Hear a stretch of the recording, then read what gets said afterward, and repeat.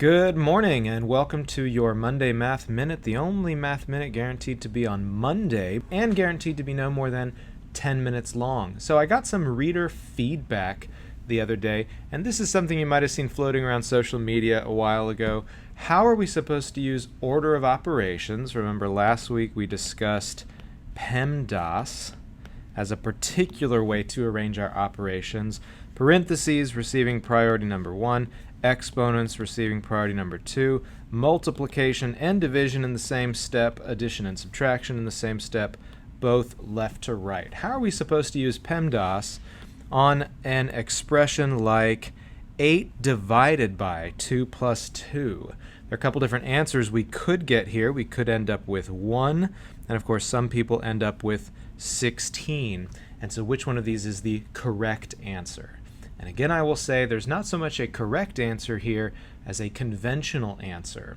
There's an ambiguity in this expression right now that is not solved by PEMDAS. So even PEMDAS itself can't always resolve our ambiguities. This expression should be written more carefully. Because here's the problem right now. If I write 8 divided by 2 times the quantity 2 plus 2, there are a couple different ways this could be interpreted. Most of the time, when we see the fraction bar, we think of a fraction. So although this symbol can stand for division, it often stands for fractions with a numerator and a denominator. And so if you interpret this as if 8 is the numerator, and then this whole thing, 2 times the quantity 2 plus 2, is the denominator. In other words, basically, if you wrote this instead as 8 over 2 times the quantity, 2 plus 2, there is no ambiguity at all. Everyone's going to evaluate this exactly the same. The PEMDAS doesn't even really matter here so much. Of course, you can start with the parentheses, and so your numerator would remain 8, but then you would go ahead and evaluate 2 plus 2 is 4, and your denominator then becomes 2 times 4, which is 8, and 8 over 8 is 1. But there's no particular reason PEMDAS tells you that you have to interpret the fraction bar as some kind of special grouped division. If in fact we interpret this expression a little bit differently, if we think of it merely as 8 divided by 2 times the quantity 2 plus 2, then even if you're trying to follow PEMDAS, you would start with your grouping symbols, your parentheses, and so this really resolves down to 8 divided by 2 times 2 plus 2 is 4, of course. And at this point, the job of the grouping symbol is done. Once we've completed the operation inside the grouping symbol, we really don't need to worry about the fact that they're parentheses. It doesn't take some special priority anymore. We've already done what it was there to indicate to do, the 2 plus 2. And so really at this point, this expression may as well be 8 divided by 2 times 4. And again, at that point, you would say, all right, so this is our multiplication and our division in the same step, moving from left to right. And so if we do it that way, 8 divided by 2 would be the part that we would do next. 8 divided by 2 is, of course, 4. And then 4 times 4 is how we end up getting 16. Two different answers. Which is correct? Neither. It's not that one of these is more right than the other. It's not even that PEMDAS helps us resolve the ambiguity in this case. The expression itself was written in too ambiguous a manner to be evaluated consistently one way or the other. And so when you see expressions like this, number one, probably you're taking a math test or something, and you should say to your teacher, hey, you should write your expressions less ambiguously so that we can tell what it is you want us to do first. If you see this in the real world, or whatever context is generating the expression, hey, let's make sure to be less ambiguous about how it is that you want us to evaluate this expression. There you have it, a little bit of reader follow-up, viewer follow-up. You're not reading, you're watching. From our order of operations math minute last week.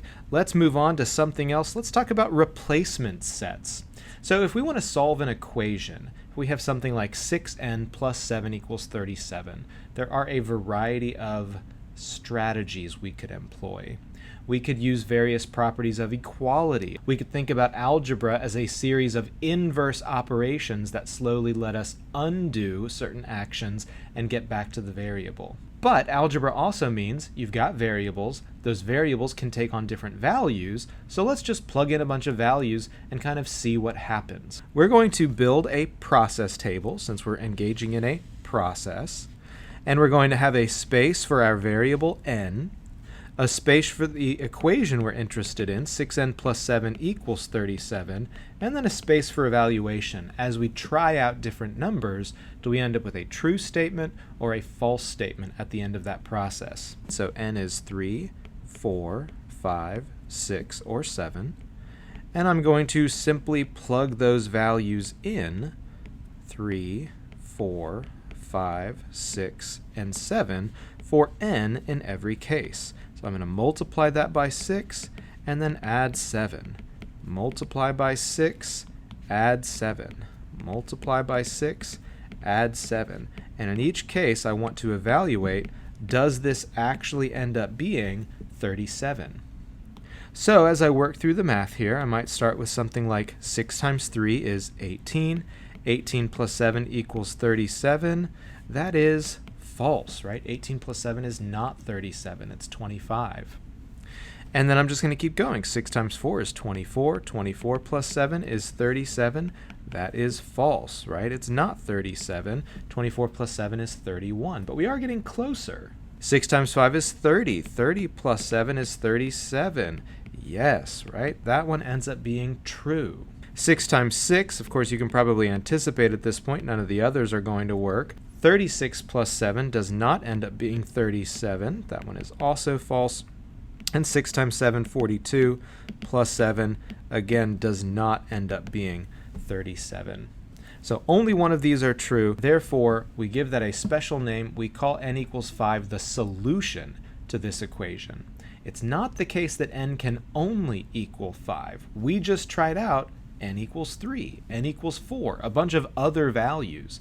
It's just that when n is 5, that's special because that's a value that causes that equation to be true. We call those values solutions, and we're typically interested in finding solutions. Now again, if you already know a little bit about algebra, you probably already know replacement sets are definitely not the most efficient way to find solutions. Certainly not for you and me, so why do we even end up looking at them? Well, again, I said something last week. Humans are the original algorithm, but today we mostly use calculators and computers to perform algorithms, and although this particular kind of equation can be solved much more efficiently than just trying numbers out, there are lots of equations out there that really can't be solved much more efficiently than just trying numbers out, at least in the special way that computers and calculators can try numbers out. This is a subset of what are called numerical methods for solving equations. And so there are lots of kinds of equations out there. Again, typically not the linear equations you might be learning in Algebra 1, but there are lots of kinds of equations out there where actually guessing some numbers and then plugging them in does end up being the best way, or maybe even the only way, to solve that equation. Some other things to consider is that although we started here with a set of positive integers, whole numbers, right, 3, 4, 5, 6, 7, lots of kinds of equations don't have those solutions, 3, 4, 5, 6, 7, or integer solutions. There are some kinds of equations where we're particularly interested in integer solutions. We call those Diophantine equations. I may be saying that wrong, Diophantine, I don't know. You can check and then tell me in the comments below what's the right way to say Diophantine equations. But outside of that set of equations, lots of equations end up having decimal answers like 3.2, or even irrational answers like 3.14, 159, 265, 358, on and on forever, right? And so a replacement set with only integers isn't necessarily always going to get you your solution, particularly on the kinds of more complex equations that might require a numerical method for solving.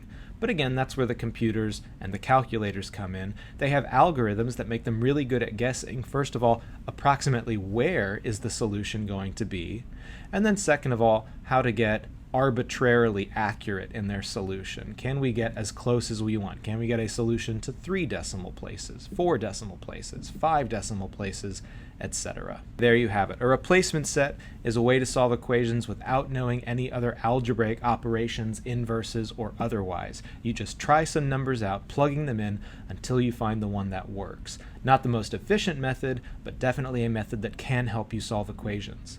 That has been your Monday Math Minute, the only Math Minute guaranteed to start with M like Monday and to be no more than 10 minutes long. I think this one is clocking in at, I'm really going to have to cut it down to get this one in 10 minutes. Good luck to me, good luck to you.